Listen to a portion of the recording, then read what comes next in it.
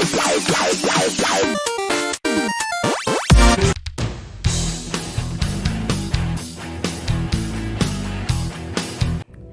Friends, मैं हूं आरती पथिक और आप देख रहे हैं पथिक फिटनेस।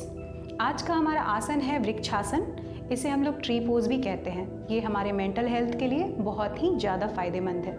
तो चलिए जानते हैं इसे किया कैसे जाता है। सबसे पहले सीधे खड़े हो जाएं। अब श्वास छोड़ते हुए अपने दाएं पैर को उठाएं और अपने बाएं पैर के इनर थाइज पर रखें, जितना क्लोज हो सके। अब श्वास भरते हुए दोनों हाथों को ऊपर और दोनों हथेलियां आपस में मिली हुई होनी चाहिए। इस स्थिति में 10 से 15 सेकंड तक होल्ड करें।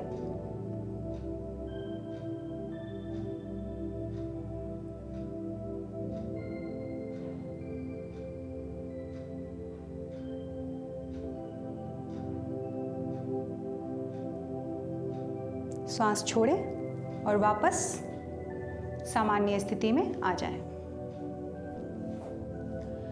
इस प्रक्रिया को बाएं पैर से दोहराएं। सीधे खड़े हो जाएं, श्वास छोड़ें और अपने बाएं पैर को उठाकर अपने दाएं पैर की इनर थाइज पर जितना क्लोज हो सके रखें।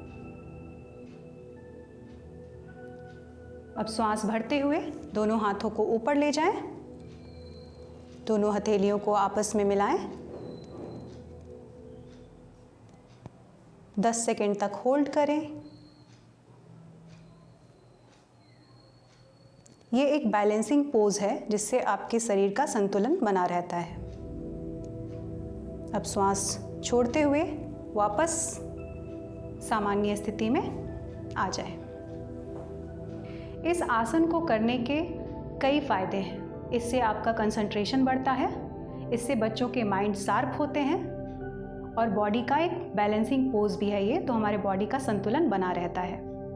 यदि किसी भी तरह की आपको एंजाइटी हो, स्ट्रेस हो या फिर डिप्रेशन की प्रॉब्लम हो, उसके लिए भी ये बहुत ही ज़्यादा फायदेमंद है।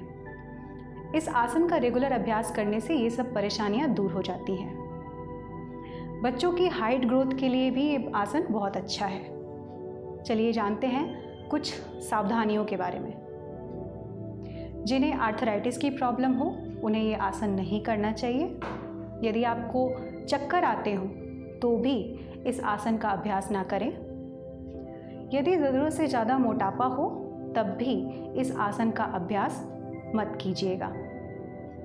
तो आशा करती हूँ कि आज का वीडियो आपको ज़रूर पसंद आया होगा, और पसंद आया हो तो प्लीज़ रेगुलर इसका अभ्यास कीजिए। मिलते हैं इन नेक्स्ट वीडियो।